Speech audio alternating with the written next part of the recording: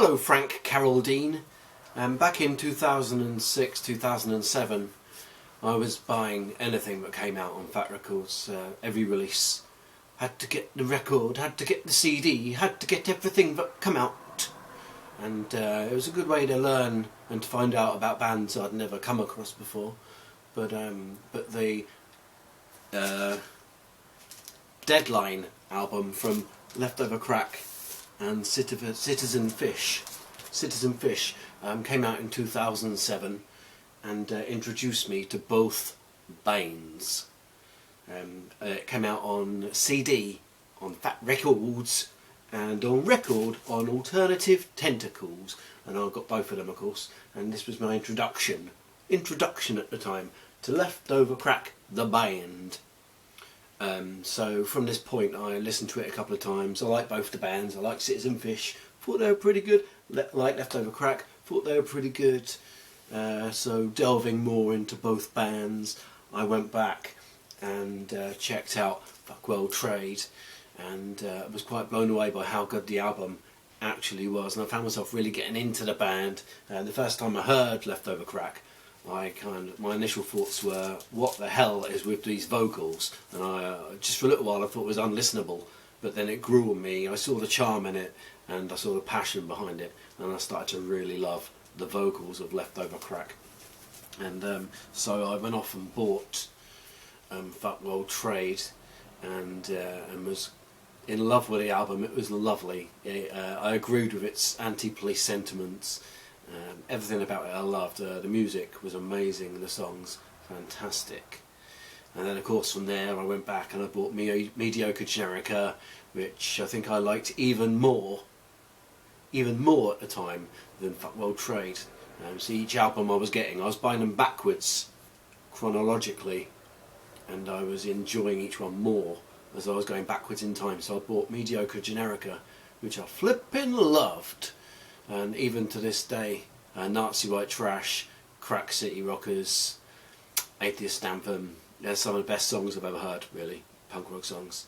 Tremendous and terrific. And I think upon buying that third album, that's when I knew that Leftöver Crack was definitely the band for me, and that I like that scene. So from there, of course, I determined that I wanted to check out In Decay, Morning Glory, World Inferno, Friendship Society, more sort of similar bands, the offshoot bands with the same people in, Public Serpents, what others might come to my decrepit mind, all the others, Stockyard Stoics, the similar bands, the scene bands. I liked them all. I liked what I heard a lot, and I considered myself a big Leftöver Crack fan. And from there, of course, I went back further and bought No Gods, No Managers, which is legendary to me. It's a legendary album by a legendary band, and I'm glad that even to this day Leftöver Crack still play a lot of those songs live, as they should do, because they're terrific. Legendary songs from the 90s. Legendary. Oh yes, sir. So recently there's been a new Leftöver Crack song released. The video portraying puppet plasticine renditions of the band as a tribute to the dearly recently departed Alec, and the video of course also includes a plasticine rendition of Brad Logan, I think, a classic member of Leftöver Crack, but who isn't now in the band anymore. So the only remaining band member that you'd recognise as Leftöver Crack would be Scott, of course, because there would be no Leftöver Crack without Scott. But it's a shame that there's only Scott. So it's now Scott and band, which was also the case of Star Fucking Hipsters towards the end of its run. That was also just Scott and band. So it could have been anyone, bunch of musicians, and random woman, it seems, per song.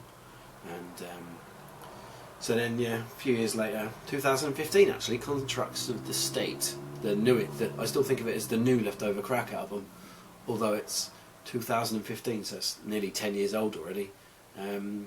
Not so hot on that album, but it's still a good album. I wouldn't poo-poo all over it. I wouldn't rub my poo-poo on it. But I also don't listen to it very much. I don't really think of it when I think of Leftöver Crack.